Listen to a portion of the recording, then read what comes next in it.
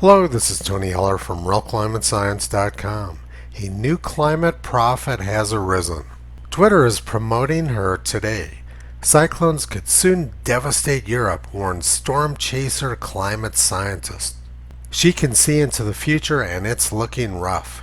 If we're going to have water that's 30 degrees Celsius, that's a lot of fuel for tropical cyclones to keep going and keep intensifying, she says. That sounds pretty scary. We better take a look at the water temperatures around Europe. Water temperatures in southern Europe are around 20 degrees Celsius, and in northern Europe they're closer to 15 degrees Celsius.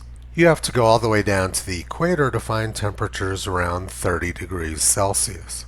You have to go all the way down to near the equator to find 30-degree temperatures. It looks like the latest climate prophet has a little bit of difficulty reading maps. This map from NOAA shows all of the known tropical cyclone tracks since the year 1850. There were a lot of them, but according to climate experts, one or two of these were caused by Donald Trump, most likely ones which were drawn with orange hair. As you can see, not a lot of tropical cyclones hit southern Europe, but Europe has a long history of devastating winter cyclones. The All Saints' Day flood of 1570 killed tens of thousands of people in the North Sea. There have been lots of devastating winter cyclones in Europe. The best known one from the 20th century was the North Sea flood of 1953 at the end of January and beginning of February. That flood killed thousands of people in the Netherlands and in Britain. Europe's problem with cyclones generally occurs when the water is cold, not when the water is warm. The latest climate prophet doesn't seem to understand the present or the past, but climate alarmists believe she can see the future. Another well-known climate prophet was Dr. James Hansen of NASA. Here's an article from June 24, 2008. Hansen, echoing work by other scientists, said that in 5 to 10 years the Arctic will be free of sea ice in summer. Representative Ed Markey of Massachusetts said that Dr. Hansen was a climate prophet.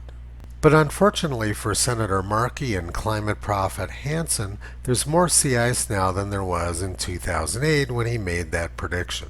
In 1988, Dr. Hansen testified before Congress and warned that we were in serious trouble from global warming.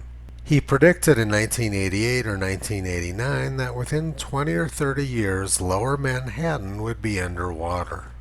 Based on expert forecasts from people like Dr. Hansen, the New York Times predicted this week in 1995 that most East Coast beaches would be gone in 25 years or by the year 2020. That prophecy also didn't seem to work out very well. Another one of the expert forecasts from 1988 predicted that we were going to have 220-mile-per-hour hurricanes coming up soon. They also predicted there was going to be a sharp decrease in the amount of rice being produced. Since they made that forecast in 1988, rice yields have continued to increase linearly to record highs. We haven't been getting 220-mile-per-hour hurricanes, but in the year 1780 there was a hurricane with winds over 200 miles per hour. It was the deadliest Atlantic hurricane on record.